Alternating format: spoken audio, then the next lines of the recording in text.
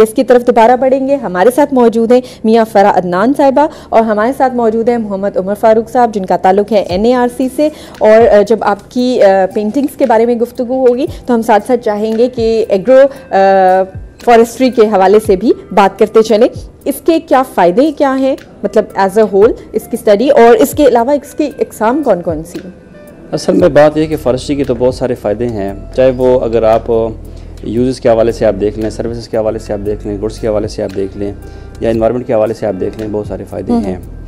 देखिए, हमारी जो नेशनल रिजर्व्स हैं, जिसमें हमारे कोयल्स आ रहे हैं, जिसमें हमारे पेट्रोलियम इंडस्ट्रीज़ आ रही हैं, जिसमें सीमेंट इंडस्ट्रीज़ आ रही हैं, उसमें ये देखें कि जो हमारी पोल्यूटेड है, जो इब्नॉक्शियस गैसेस हैं, वो हमारी इन्वायरमेंट्स में शामिल हो रही हैं। अब उनको कैसे इरेडिकेट किया जाता है? जो हमारे दरख्त हैं वो हमारा बड़ा रोल प्ले करती हैं। ठीक है, टनों के हिसाब से वो जो हमारी कार्बन है वो सिक्वीज़ हो रही है और हमारे दरख्तों में वो स्टोर्स करते हैं। ठीक है, और इनको जिसे कहते हैं कि एक अच्छी ऑक्सीजन हमें वो प्रोवाइड्स करते हैं। और सेम अगर यही है, वो हमारी जो साइल्स है, साइल में जाके जो हमारी एक्टिविटीज़ होती है माइक्रोब्स की, उधर भी हमें एज ए फर्टिलाइजर के तौर पर वो हमें काम देते हैं। बहुत सा हमें फ़ायदा पहुंचता है। जैसे और से फ़वाइद भी इसमें शामिल है। जैसे अगर हम अपने हिली एरिया की तरफ जाते हैं, जो हमारे नादर माउंटेन्स है, वहाँ पे आप देखें जो हमारी फॉरेस्ट्री है वो बिल्कुल ख़त्म हो चुकी है। जो पहाड़ है बिल्कुल बैरन हो चुके हैं और वहाँ पे लैंड स्लाइड्स और जो हमारी जो सेडिमेंट्स है वो नीचे आ रही हैं, जिसमें हमारे जो काबल रिवर को आप देखें, जो इंडस रिवर हमारा देखें, जो हमारे डैम्स देखें, वो सारी सेडिमेंट्स वहाँ पे आ रहे हैं और एकमुलेट हो रहे हैं सॉरी, जिससे जो डैम्स की लाइफ है वो कम हो रही है, रिवर्स की लाइफ है वो कम हो रही है। अब इन चीज़ों को भी हमने सॉल्व करना है। जो आजकल के मसाइल हमारे चल रहे हैं, इनको भी सॉल्व करना है। जो बिजली का शॉर्टेज हो रहा है, अब पानी हमारे पास पानी सफिशिएंट होगा तो हम बिजली पैदा कर सकते हैं, तो पानी नहीं होगा तो हम कैसे पैदा कर सकते हैं? इसके लिए हमें डैम्स चाहिए, मैक्सिमम डैम होने चाहिए हमारे पास। और जो हमारे असल में जो हमारे अप हिल्स हैं उनको हमें प्रोटेक्ट करना है। वहाँ की जो फॉरेस्ट्री ख़त्म हो चुकी है वहाँ पे हमने प्लांटेशंस करनी है और एक ह्यूज प्लांटेशन वहाँ पे हम करनी है। जो वहाँ की जो लोकल फ्लोरा है उसको हमने इनकरेज करना है, ना कि जनाब आप एक प्लेन से पौधा उठा के आप जनाब 10,000 एलिवेशन पे पौधा लगा लें। जो वहाँ की मकामी पौधे हैं, जो वहाँ के जो फॉरेस्ट वाले हैं, उनसे आप कंसर्न करके वो पौधे आप वहाँ पे लगाएं। इससे ये होगा। और साथ साथ मैं ये ऐड करना चाहूँगा कि जो ग्रासेस होती हैं, ग्रासेस बड़ा रोल प्ले करती हैं, जो आपके साइल्स को कवर करती हैं, उनका भी बड़ा रोल होता है। ये दोनों चीज़ें, दोनों फॉरेस्ट और ग्रासेस दोनों साथ साथ चलती हैं। ठीक है, अगर आपका ग्राउंड कवर दरख्त होंगे तो ग्राउंड कवर आपका आ जाएगा ऑटोमेटिकली। ठीक है, ग्राउंड कवर होगा तो जो आपकी जो बारिश है जो डायरेक्ट हिट करती है आपकी ज़मीन को, वो डिस्टर्ब नहीं होगी। ठीक है, और जो पानी होगा वो परकुलेट होगा, आहिस्ता आहिस्ता नीचे जाएगा, सीपेज होगा। तो जो नीचे जाएगा तो उससे ऑटोमेटिकली जो सराउंडिंग एरिया होंगे वहाँ पे जो वाटर टेबल है वो भी ऊपर आ जाएगा। ठीक है, तो ये जो आपकी बाइंडिंग है ज़मीन की वो आपकी कंट्रोल हो जाएगी, ज़मीन आपका नीचे नहीं आएगा। तो जो हमारी फॉरेस्ट्री है उसको इनकरेज करना चाहिए वहाँ पे, वहाँ के लोगों को बताना चाहिए। जो हम करते हैं, ट्रेनिंग भी हम देते हैं, वर्कशॉप्स भी हम करते रहते हैं, फार्मर्स भी आते हैं।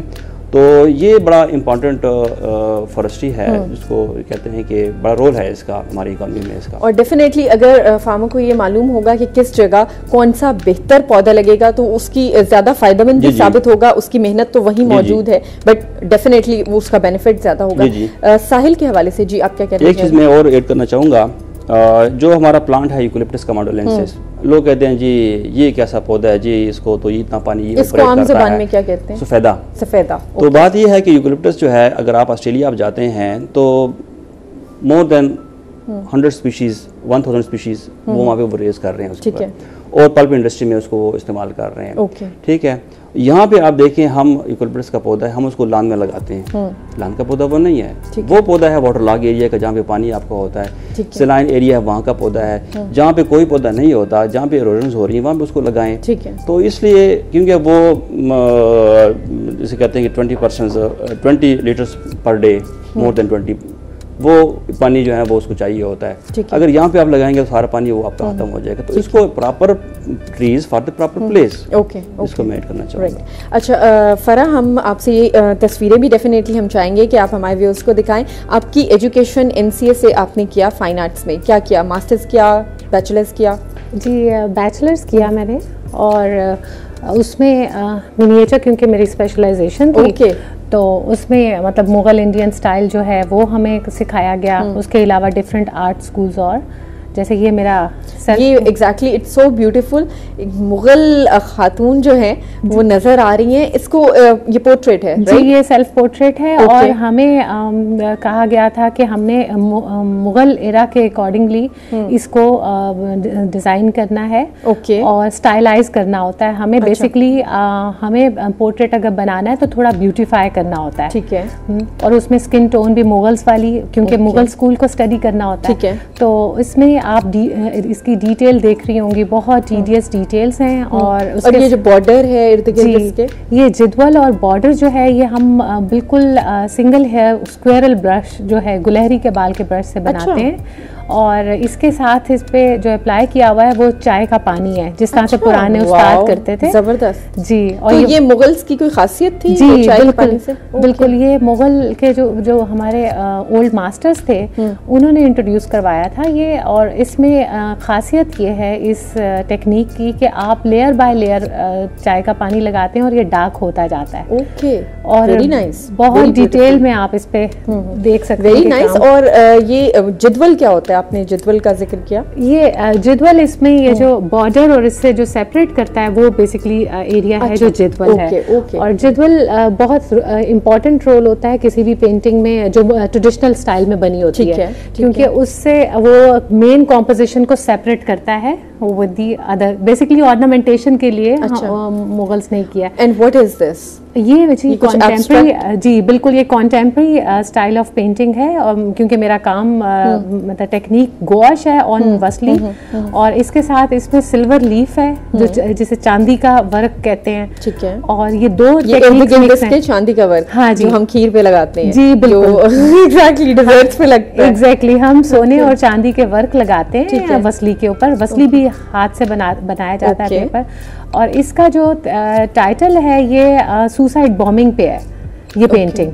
अच्छा। और जी, और इसमें अगर दूर से देखें तो इस पेंटिंग को एक फूल लगता है, और जब करीब से देखें तो वो फेसेस हैं जो रिपीट हो रहे हैं। डिफरेंट हेड्स हैं जी, जो इर्द गिर्द पत्तियां लग रही हैं, वो पेटल्स नहीं है, वो हेड हैं और नाक वगैरह पूरी शेप उसकी नजर आ रही है। अच्छा, क्या मैसेज क्या दे रही है इसमें? जी सुनने में आता है अक्सर ऐसा होता है कि जब भी कहीं ब्लास्ट होता है तो वो कहते हैं कि इस ब्लास्ट के बाद जो है जो बॉमर है उसका हेड मिल गया है।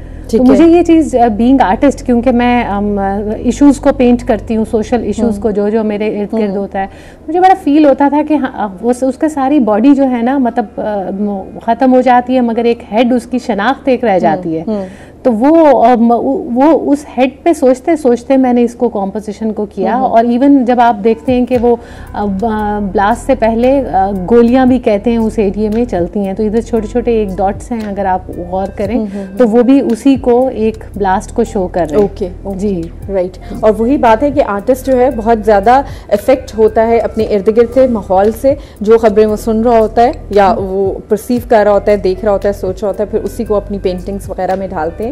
और डेफिनेटली आपने देखा होगा कि इन्होंने कितनी खूबसूरती से, मुझे तो मुगल आंटी बहुत अच्छी लगी है, वेरी ब्यूटीफुल। मोहम्मद उमर साहब, जिस तरह अभी सफ़ेदी की भी आप बात कर रहे थे, और असल में बात यह है जो सफ़ेदा है, यूकलिप्टस का मोडुलेंसिस इसको हम कहते हैं। आजकल जो अफगानिस्तान है, जो हमारा नेबर कंट्री है, वो भी सारा इसी के ऊपर बेस्ड कर रहा है। और हमारा जो यूकलिप्टस का मोडुलेंसिस है, चूँकि ये पौधा जल्दी बढ़ जाता है और 5-6 साल में इतना हो जाता है कि इसको हम इस्तेमाल में आप ला सकते हैं।